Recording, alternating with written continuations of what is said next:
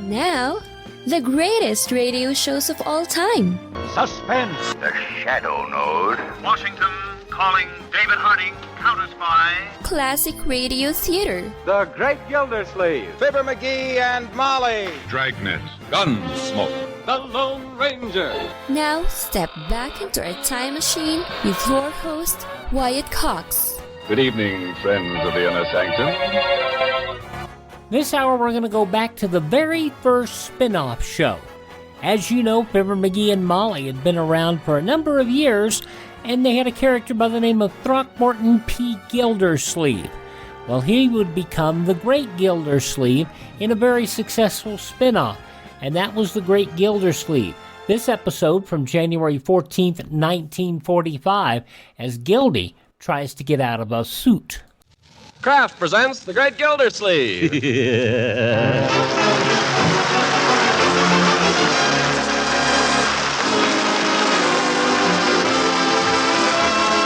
The Kraft Cheese Company, makers of parquet margarine and a complete line of famous quality food products, presents Harold Peary as the Great Gildersleeve. Kraft brings you the Great Gildersleeve every week at this time, written by John Whedon and Sam Moore with music by Claude Swaiten.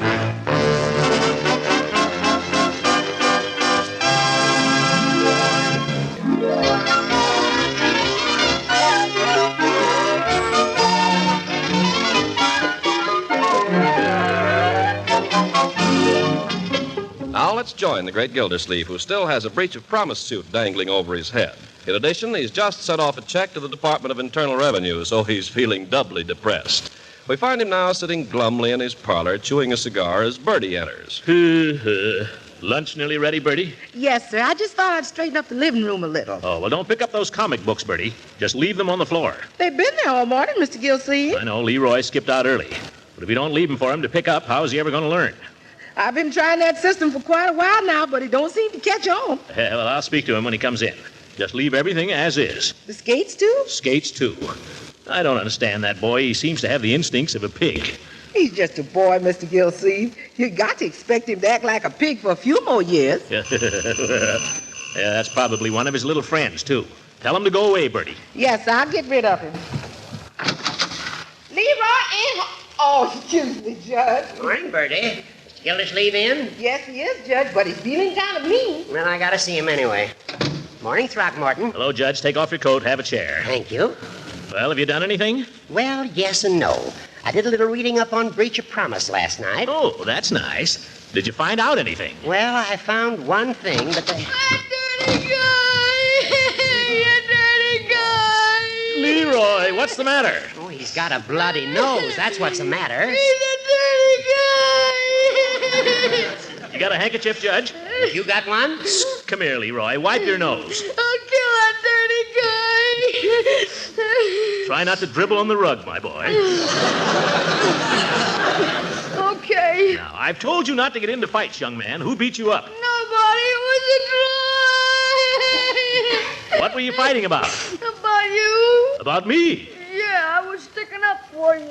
Well, I appreciate your loyalty, my boy, but I can fight my own battles. You weren't there. I had to do it. Oh? Explain yourself, please. Who were you fighting with? Whitey White. The dentist boy. Oh, yes. What was the exact cause of the quarrel? He said you were an old chicken chaser. Oh, he did, eh? And how'd you like a punch in the nose, you old goat? Sorry, Gildy. Proceed with the case. Yes. Leroy, I deplore fighting, as you know. Still, in this instance, I think you had good grounds. I've never gone out of my way to seek the society of any woman. I have never been involved with any woman, and I don't intend to be. What a character. I don't care for that expression either. Now, pick up your comic books and skates. Okay. Not now, I'm busy. Okay. Can I have a sandwich? No, spoil your lunch. Okay. Here's your handkerchief, Unc. You may keep it, Leroy. Better go upstairs and wash your face a little bit. Lunch will be ready soon. Okay. Gosh, I don't see why I have to starve to death around here. Yes. Fine boy, Throckmorton. Why don't you let the little fella have a sandwich? When I want advice on raising the little fellow from you, I'll ask for it, Judge, and pay for it. Let's stick to the law. Well, now there's one thing, Gildy. I'm convinced that if we had any kind of a defense, Del Rey's lawyer would drop the case in a minute. Well, tell him we're going to fight. You drop it. Oh, no. He'll think we're bluffing. He won't give up unless I can show him we have a case. All right, dig up a case. Well, I found one sort of a defense, only we can't use it. Huh? If you could prove that at the time you allegedly proposed marriage to Dolores Del Rey, you were engaged to another woman. What do you mean? Well, if you were pledged to another and Miss Del Rey knew it, she has no case. By George. Horace, did I ever tell you that Eve Goodwin and I were engaged to be married? Of course, you told everybody. Did I ever tell you we'd broken off our engagement? Well, no, but I understood. Never mind what you understood. Eve Goodwin and I are engaged. We always have been, and we always will be. Gildy, I don't like the sound of this. The law is a stern mistress, and Now, don't go dragging ethics into this, Judge. The lady is a blackmailer, isn't she? Well, yes, if your side of the story is true. Don't you believe anything your client says? Now, Throckmorton. Well, if you do, you get that downtown and tell Del Rey's lawyer that you've got a defense, and you're going to fight. But, Gildy, you'd have to be able to prove this. You'd have to have witnesses. For the last time, Judge, I am engaged to Eve Goodwin. Just leave the rest to me. All right, Gildy, I'll see what I can do. But let me ask just one thing. Does Eve know about this? Don't worry about Eve.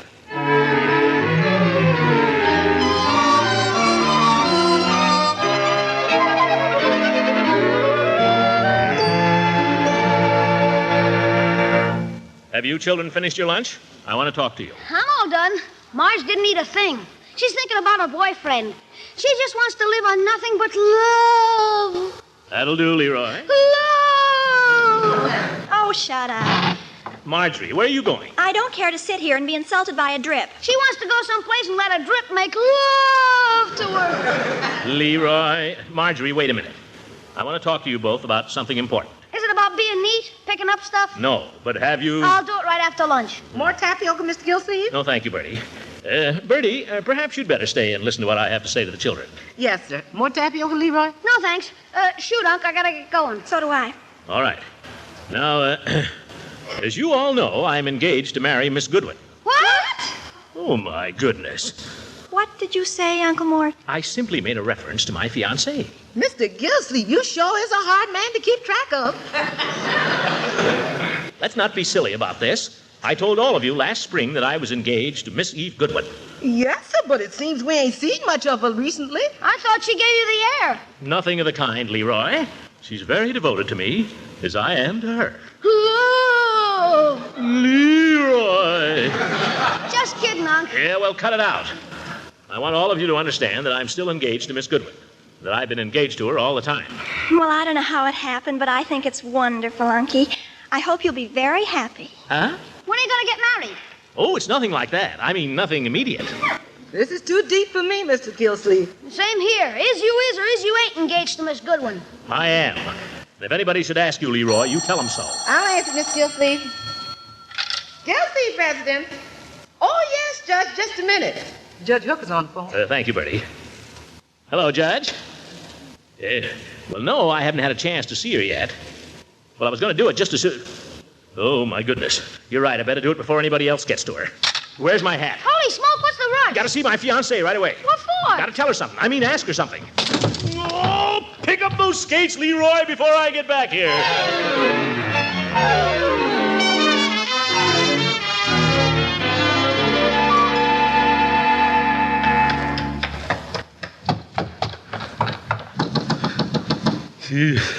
Old wind isn't what it used to be. Oh, Throckmorton, it's you. Hello, Eve. Can I come in for a moment? Oh, of course. Thanks. What is it, Throckmorton? Is something wrong? No, I just dropped in to pass the time of day. You seem in a dreadful hurry. Won't you take your coat off? Well, I think I'll just sit down a moment and get my breath back first. Oh, yes, for goodness sake. Nice day we're having. Yes, it is. Lovely. It was cloudy at first, but then cleared up. Yes, it's so good to see the sun again. It could still get cloudy again, but I don't think it will. I hope not. Eve? Yes, Throckmorton? Nothing. Well, do take your overcoat off, Throckmorton. It might help you to breathe. Unbutton your collar, too, if you like. No, I'm all right. I'll just sit here a minute.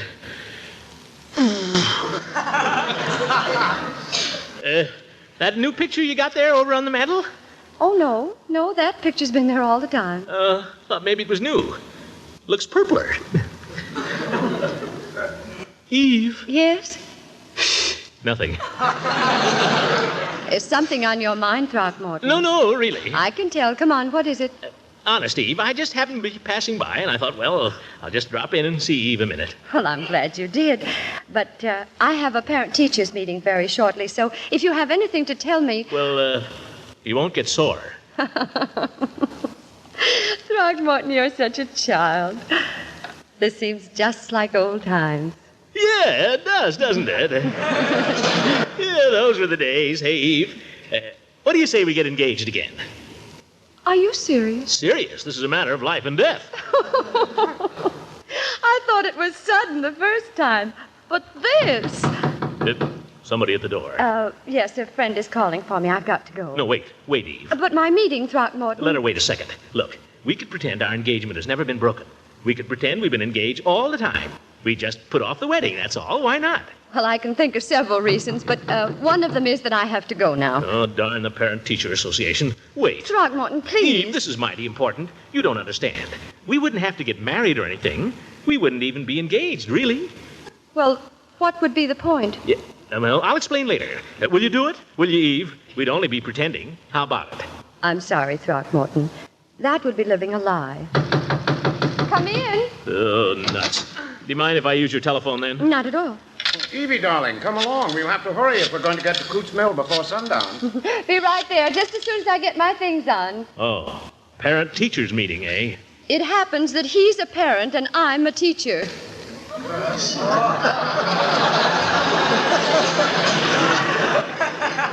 Talk about living a lie. Hello, Judge. Gildersleeve. Hold everything, Judge. It didn't work. Throckmorton, really? Don't ask me what happened, Judge. I got mixed up with the Parent-Teachers Association.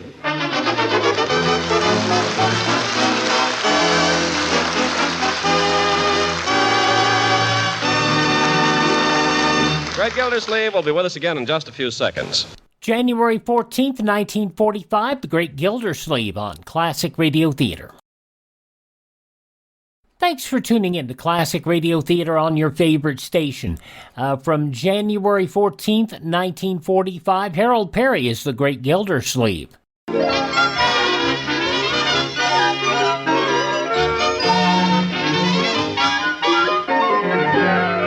Now let's get back to our friend Gildersleeve. His refusal by Eve Goodwin has left him only one course to pursue. Before pursuing it, however, he comes home to take in a little nourishment. Now, after supper, he calls in Leroy, Marjorie, and Bertie once more. I didn't think I'd have to call another family conference so soon, children, Bertie. But, something has come up that makes it necessary. I thought I told you to clean up the living room, Leroy. Those comic books? I'm reading them. What about the skates? You been skating in here? No, sir. Well, kindly remove all this junk at once. Yes, sir. Not now. Wait till I've finished. Yes, sir. In discussing my fiancée this afternoon, I made one slight mistake. It's not Eve Goodwin I'm engaged to. It's Mrs. Ransom. Oh, Unky! And he's the guy I got a bloody nose for. What's going on anyway, Unc? There's nothing going on. Don't you remember that I was engaged to Mrs. Ransom some time ago? But that was ages ago. She's run through a whole husband since then. It'll not be necessary to mention all the ins and outs of this affair, Bertie. Suffice it to say that Mrs. Ransom and I have been engaged for a long, long time. And we are now engaged. But this afternoon you were positive you were engaged to Miss Goodwin. Well, that was a slip of the tongue. If I said Eve Goodwin, I meant Leela Ransom, that's all. Ye gods, can't anybody make a mistake? Uncle Mort, has this anything to do with all that lawsuit and everything, Miss Del Rey? What makes you ask that, my dear? I smell a rat, that's all. So do I. Why don't you come clean, Unc, and then we'll play ball with you? I don't know what you're talking about. Oh, come on, Unky. We're not dopes. There's something fishy about this. You better tell us, or we might mess it up for you. What it comes down to is this. If I was engaged to somebody else at the time I was supposed to have asked Miss Del Rey to marry me, she has no case. Hey, pretty foxy. Yeah, there's nothing foxy about it. It's a perfectly legitimate arrangement, Leroy. Naturally, I thought first of basing my case on my most recent fiancée, Miss Goodwin. But some reason she refused to be a party to it. Now, ain't that strange? I would have thought she'd snap at you, Mr. Gildersleeve. She did. She almost bit my head off, Bertie. Anyway, I've decided to base my case on Mrs. Ransom. Have you spoken to her yet, Unky? No, but there won't be any trouble there. You better be careful. What if she should turn you down? Well, I thought I'd go over and see her this evening. Maybe I ought to take a few precautions, though. Don't take her no precautions, Mr. Gildersleeve. Take her a present. Yeah. Bertie's right, Unky. Flowers or candy or something. Oh, maybe some of the chocolates she used to like. Women are sentimental, I guess. Oh, darling, I've missed you so. Leroy, I think you've taken enough chances for today. Now shut up. Yes, sir. How about a ring, Uncle Mort? A ring? Oh, yes, I mustn't forget the ring. I've still got it, too, upstairs with my cufflinks. Oh, and another thing. I wonder. Can't tell how women are going to react. What is it? Well, the first time I ever called on her, I wore my air raid helmet. Maybe if I wore it again, by George, I will. She's always remembered that. Bertie, where is my helmet? Do you know? No, I don't, Mr. Gildersleeve. I remember Marge grew some ivy in it once. That was a long time ago. You were keeping guppies in it for a while. Guppies? Leroy, that helmet is government property. Well, if you weren't using it... I might have needed it any moment. You find that helmet, Leroy, you'll need a helmet in a certain place. It wouldn't fit there. Get the helmet. I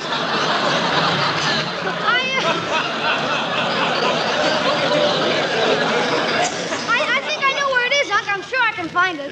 Yes.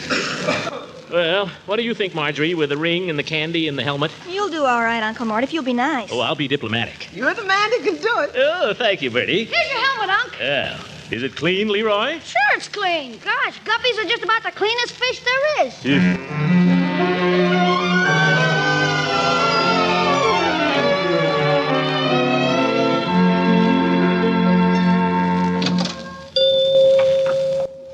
Well, hello, Mr. Gildersleeve. Hi, Peavy. What can I do for... My goodness, what's that you got there? Oh, that's my air raid helmet. I thought it looked like an air raid helmet. Expecting a little incident this evening? No, I just happen to have it with me. Say, Going to a drill of some kind, I presume. No, I'm not going to any drill. Say, Peavy, have you got... Loaning it to a friend, no doubt. I just happen to have it with me. It's a wise precaution. Probably won't happen, but then again, who can tell? Stitch in time saves 9. What won't happen? Or, as the pharmacist would put it, an ounce of prevention is worth a pound of cure. Peavy, what are you talking about? That's in the paper there, didn't you read it? They say we're likely to have these rocket bombs dropping in on us in a minute. Oh, that. As soon as Mrs. Peavy heard that, she decided we ought to move. And we asked ourselves where we'd go, so we're staying where we are. Yeah, the only thing to do, I guess. Well, we listened to Raymond Graham's swing that evening, and then we felt better. Do you listen to him, Mr. Gildersleeve? Well, when I'm at home, I do, whenever I remember it. Well, as a rule, Mrs. Peavy retires around 8:30, but I usually sit up for the final word from Mr. Swing. He had an interesting analysis there last night. Did you happen to hear him? No, I didn't. I was out. Well, he viewed some things with alarm, but on the other hand, he found some grounds for hope, too. Sensible man, Mr. Swing. He doesn't lose his head. What can I do for you, Mr. Gildersleeve? Huh? Oh, confound it, you've talked so much, I forgot what I came in here for. I'm sorry. I guess I'm a little wound up today. Yes, I remember. You got any of those chocolates you used to have with a cherry in the center? You know, they came in a little box. Oh, you mean the ones you used to buy for Mrs. Ransom? Well, since you mention it, yes. They were her favorites. The box had a red ribbon on it and a picture of some cherries and a robin redbreast. Yeah, that's it. And some little tin sugar tongs to pick the candies out with. Yeah, that's it. Have you got any of those? No, I haven't. I haven't had any of those in 2 years. Yeah, well, what have you got? Well, my selection of candies is a little limited just now. Hard to get chocolate, you know. We have these candy bars. Is that all? That's all. It's called the Doodad Junior. Sells for 5 cents. The Doodad Senior is larger. Sells for 10. Yeah. But I haven't got any of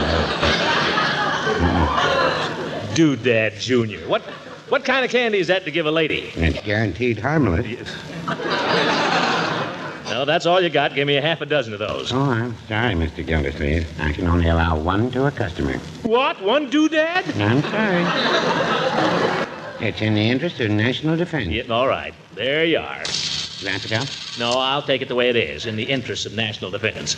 Goodbye, Peavy. Goodbye, Mr. Gildersleeve. I hope she enjoys it. It's one measly little peanut bar.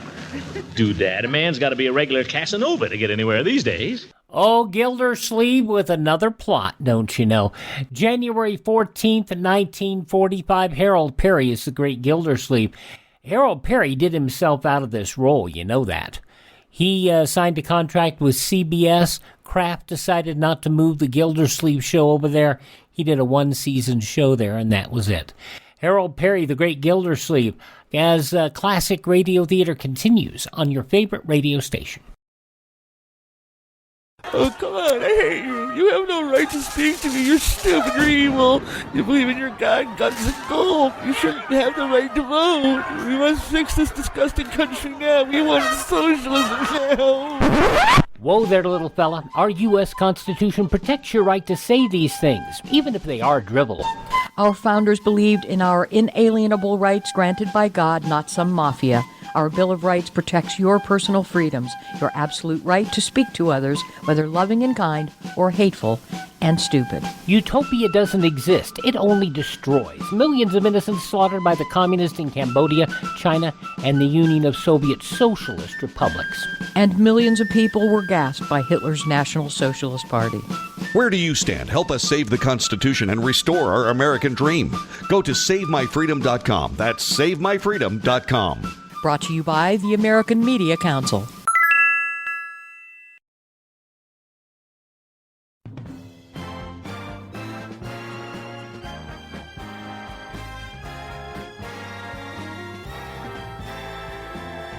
And you're listening to Classic Radio Theater on your favorite station. Now the conclusion of The Great Gildersleeve, starring Harold Peary, January 14th, 1945.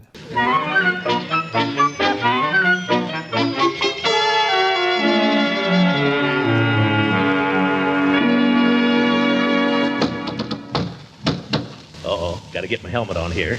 Guppies. Phew, smells like a low tide.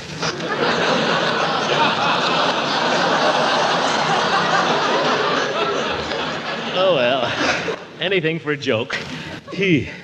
Either this chin strap has shrunk or I've expanded. Gracious! Warden Gildersleeve at your service. Like to inspect your sand buckets, ma'am. Don't tell me there's an air raid. Quick!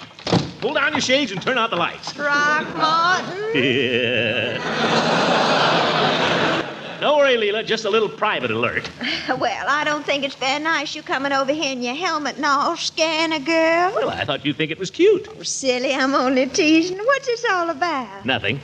Hey, brought you something. Oh? There, for you. For me? Why, Throckmorton, it's...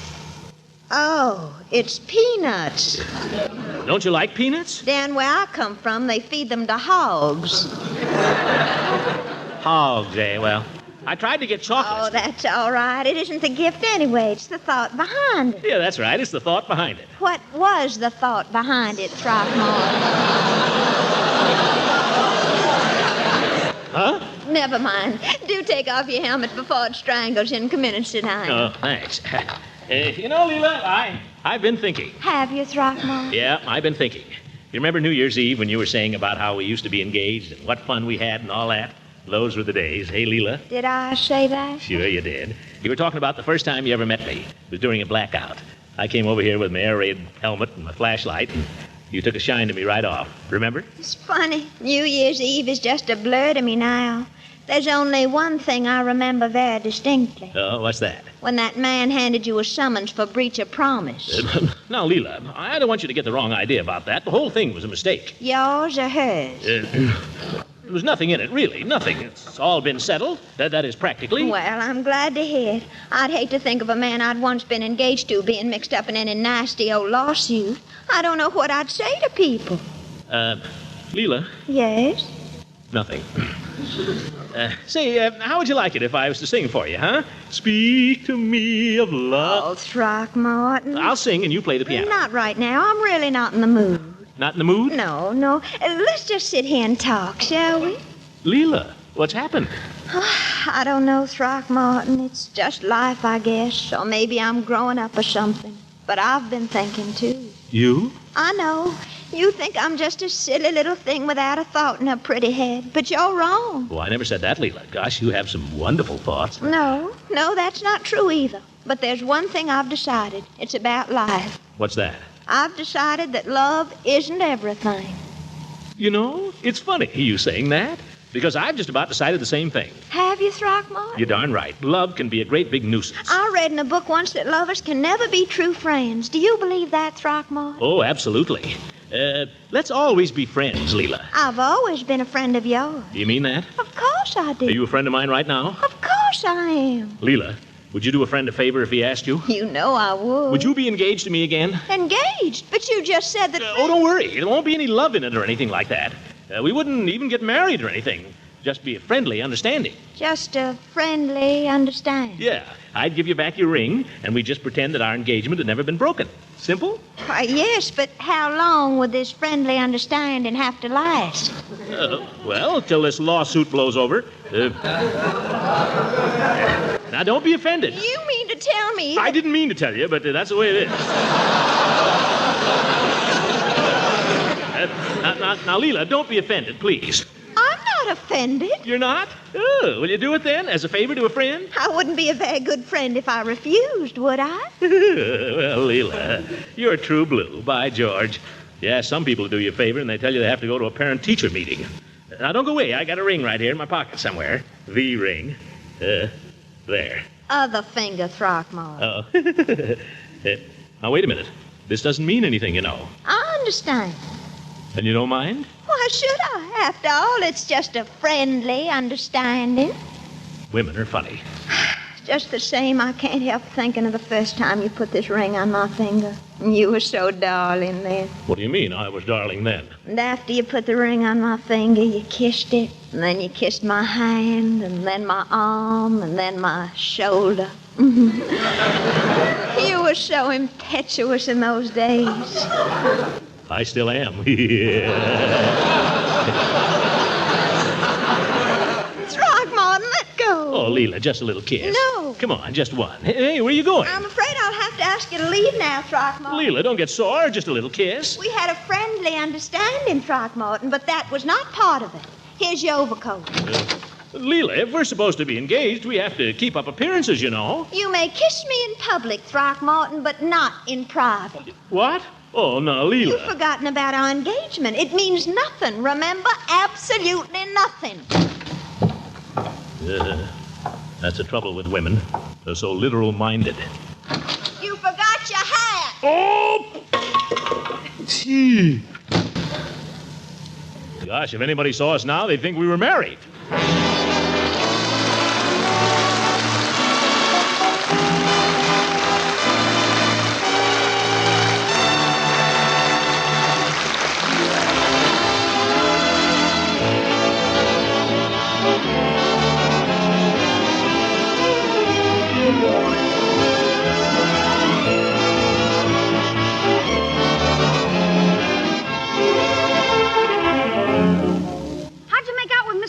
Monk?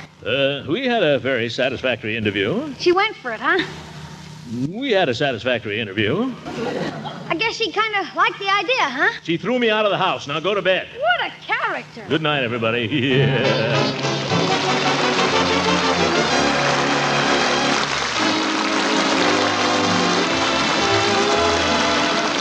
Music on this program was directed by Claude Sweet. This is Ken Carpenter speaking for the Kraft Cheese Company, makers of Parquet Margarine and a complete line of famous quality food products, inviting you to listen again next week for the further adventures of the Great Gildersleeve.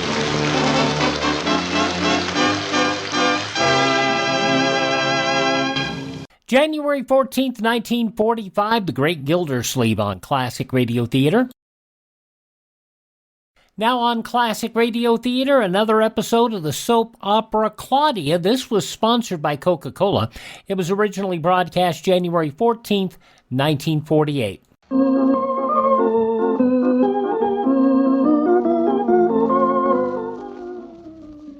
I wonder what's keeping that wandering farmer you married. He isn't a farmer yet, thank you. He better be. He'll have to bring home a new chicken if he doesn't hurry. He'll probably just bring home the other half of the ticket he almost got the last time he went driving. Just because you're not along, I suppose every state trooper between here and Boston will be waiting to pounce on poor David. He knows we're waiting, and he's probably in a great hurry. That's just when you get tickets. Hurry?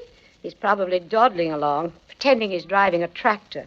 Is driving a tractor very hard, Mama? My experience with them is limited, but offhand, I think I prefer a Rolls Royce. I think I'd prefer a Rolls Royce, too. And it wouldn't even have to be a Rolls Royce. That's not very lucid, but it's perfectly clear. David didn't say anything about tractors last night. Does every farm come with a tractor? Well, some come with mules, I believe. David didn't say anything about mules either. He hadn't seen the farm last night. But Roger told him all about it. And Roger didn't say anything about mules. I don't think they'd be what Roger would notice. All David knew about was architecture. Grand old doors and a floor that's 100 years old. Mama, what's so wonderful about an old floor? Well, the beams are probably hewn by hand. Oh, is that it? Why didn't somebody tell me that long ago? Well, what's so wonderful about beams that are hewn by hand? Well, they'd have the adze marks on them. Well, that's terrible. Can't they do anything about it? Some people like them. Some people like living on farms. Like it or not, a lot of people do it. Well, a lot of people live in cities. I don't see why we can't be two of them. There are a great many advantages to living in the country, Claudia. It's a much better place to bring up children. You seem to be planning a lot of that. I do see what's wrong with the city for bringing up children.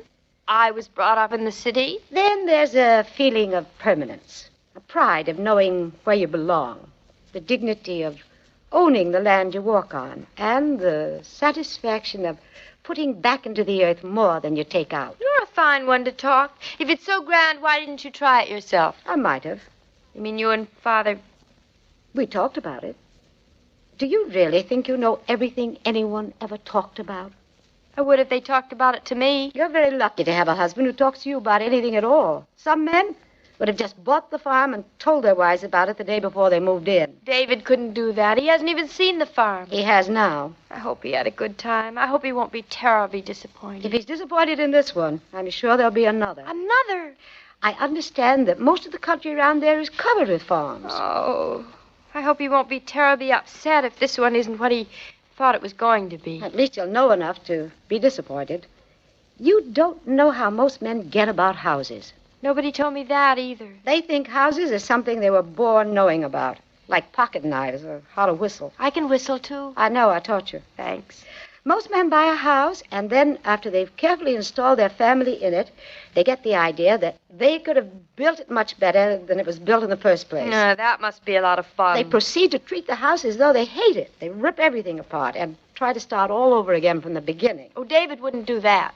When it comes to houses, your husband isn't a man. He's an architect. Besides, Mama, I don't think David really wants to move up to the country right now, any more than I do. He's just going to look. He's taking an awfully long look. That's a good sign, Mama. If he really liked it, he'd have hurried back to tell us all about it. Well, you better hurry back and take a good look at that chicken of yours. Oh, I practically forgot I had a chicken. Fine farmer's wife you'd make. All right. All right. Well, if it isn't little boy Blue. How are the meadows and the corn? Hello, Mother Hubbard. How's your cupboard? The cupboard is bare, except for one dried-up old chicken. A fine way to talk about your daughter. David, is that you? Farmer David. I can't hear you. I didn't say anything. I'll be there in a minute. I'm just basting the chicken. What are you basting it to? I did hear that, but I'll ignore it. Try and ignore this. Oh, I can't. But maybe if you gave me another kiss, I could ignore that one. No good. If you can't ignore the first time around, it doesn't count. Isn't that so, Mother? I have turned my back, and I'm not listening. I think Mother's getting very old-fashioned, don't you? She'd like us to call each other by our last names. She's an awful stick in the mud. You're a stick in the mud. Did you fall in some bottomless Connecticut marsh? Do you know what time it is? Is it 6 yet? It is 7 yet. Is dinner ready? Are you? Been ready for hours. Oh, sure. You always eat in your overcoat. They're getting fussier in this hotel every day. Next thing, they want me to wash my hands. Mama, he looks disappointed to me. If he isn't now, he will be when he sees that chicken. Should I ask him what the house was like? Whose husband is he? I don't think I ought to. Now that you've made me take off my coat, I don't feel like eating. See, Mama, he is disappointed. Can't we just sit around and talk for a while? I wish Roger hadn't said how wonderful it was. You're a fine wife, the two of you. Don't you even ask me how the house was? Did you have a nice day? It was a terrible day, as you could see for yourself looking out the window. Well, maybe the house would look nicer on a nice day. It would. No doubt about it. Maybe you shouldn't make your mind up all at once. Maybe you should take another look. I don't need another look. Oh, now, is it fair to Roger to make up your mind just on one look? He made up his mind on one look. The sun was shining when he saw it. I don't need the sun to make up my mind. Well, that settles that. Don't sit down here, David. Our poor little chicken is waiting. Oh, I feel like sitting down. Oh, David, you mustn't be so disappointed. There are lots of other houses. Aren't there, Mama? So I've been told. Mother, you've been misinformed. There isn't any other house. David, that is just silly. That doesn't sound like...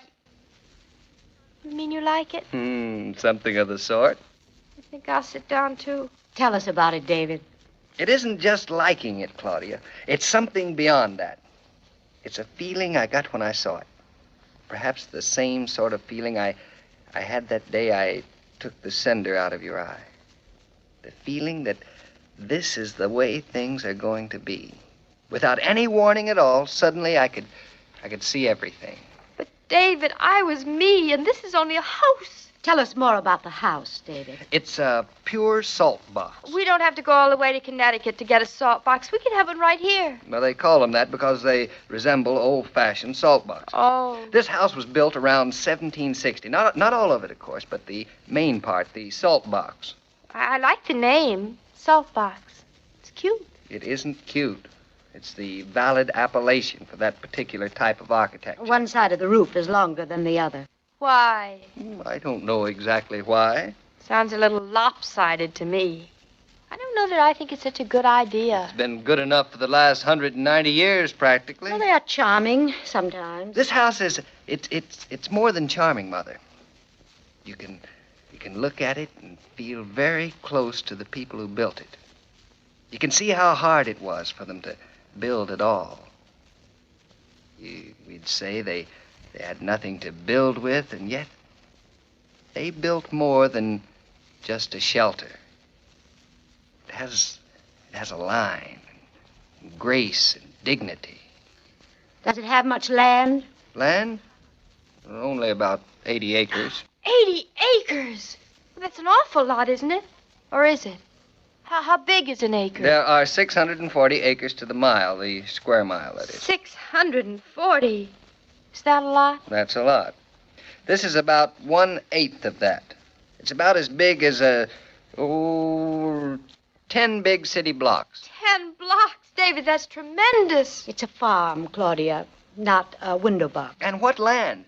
Not marshy bottomland, but a beautiful, beautiful slope with a hill and a grove of walnuts on the summit and grazing land on the slopes and 3 farm fields and a meadow that breaks off halfway down. David, you walked all over it? I didn't drive a tractor. On a day like this? If we lived on a farm, you'd be getting your feet wet all the time. I certainly would. There's a gravity spring and a brook. Does the brook babble? Today it was shouting. Would you farm it, David? But not for cash at first. We'd just put in a few garden crops. But, of course, we'd want a herd. Cows? What do you think? Elephants? Could we have elephants? Well, not just as first. We could. I like elephants. David, you're really serious, aren't you? About everything except the elephants. Tell us more about the house. Well, Mother, in the main part of the house, the beams are all the original beams. With adze marks. I should say so. Oh. The 4 floor planks are the old planks. You know, they have that tawny color that they get as though they'd been polished for years, like an old shoe. That doesn't sound so pretty. Some of the planks are even pegged. They're not nailed. They must be practically falling apart. Does it have any stairs? Untouched. I think the stairs are the best part of the house. David, are you going to have to do much to it? Well, I've been working it out in my mind on the drive home. We won't have to do too much. How much is that? Well, now, we'll want to make an extra room out over the kitchen and back for a nursery eventually. A nursery? You might put our 6 sets of twins in a barn, but then how would you face the neighbors? Seriously, David, isn't that going to be a big job? Not so big. The important thing is the studding of the first floor, and it's strong enough to take it. I looked. I know you look, but isn't there always something that you find out about too late? Not if you're a good architect. And, Mother, we do have to have a nursery. Good girl. Then, of course, some of the barns aren't in such fine condition. Barns? Certainly, for the herd. I want to lay in a concrete floor. A concrete floor. Isn't that a terrible job? Mama, David knows what he is doing. Thank you, Claudia. You see, I think we can lay it right in without disturbing the structures themselves. They're resting on a stone foundation. But you can't be sure. Why not buy a barn that has a concrete floor? Mama, David is an architect. But he's beginning to sound just like a man. Then there's some small things we'd want to do right away. After a while, we could tackle some of the others. What sort of small things? Oh, a few more windows in the annex and an extra bathroom, but we could wait for that, and we'd probably want to make a few changes in the heating system. And But if you have to do all that, why buy this house? Maybe you can find a house you won't have to do anything to. If you saw the house, Mother, you'd have more answer than I can give you. Besides, it isn't as though David were just anybody who doesn't know about houses. Have you changed your mind about farming, Mrs. Norton? You've changed your tune. What tune? You mean, what, mine? Mama means that a moment ago you didn't sound so enthusiastic, and now you sound as though you love the idea. Do I? It's just what I'd hoped, that you'd be as excited as I am. And I think we can move in by spring. Move in? That's what I said. But, David, no. I didn't mean to sound as though I loved it at all. Leave here, I couldn't. What? Make up your mind. Oh! But darling, wait till you see the house. There's no hurry. I wasn't thinking about the house. I just then remembered my chicken.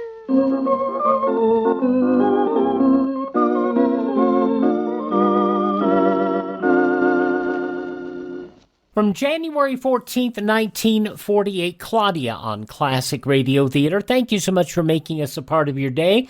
Visit our webpage, classicradio.stream, where you can stream our shows on demand, learn more about classic radio collecting, contact me directly, or you can learn where all of our social media are located, classicradio.stream. And as always, our programs are available anywhere podcasts are served, so if you miss a day, you do not have to miss a show. Just search for Classic Radio Theater with Wyatt Cox. Thanks for tuning in. Thank this station, support their advertisers, and tell your friends. The great radio shows are right here at this spot on the dial. Classic Radio Theater on your favorite radio station.